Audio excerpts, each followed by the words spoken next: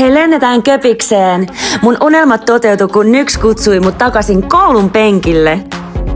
Reissun teemana oli high school, eli hei, unelmien teema. Mä oon nauranut niin paljon tässä 2 päivän aikana, että mun ääni on ihan lähtenyt. Kuulet sä, miten käheä se on? Tämä hotellihuone on ihan mieletön. Meillä oli pieni breikki nyt tässä ja kohta alkaa ensimmäisen päivän ohjelma. Ja hei, ohjelmaahan riitti. Meidät vietiin Ikonoon. Siellä on joka huone täysin erilainen, tollaista artsy meininkiä. Ja me vaan ihailtiin kaikkea suu auki. Hei, sä voit vaan kuvitella, mitä tapahtuu, kun joukko vaikuttajia lasketaan vapaaksi tällaiseen hauskaan paikkaan. Me muun muassa kuvattiin tosi paljon tässä pallohuoneessa ja mä sain tosta pallosta päähän ainakin 50 kertaa.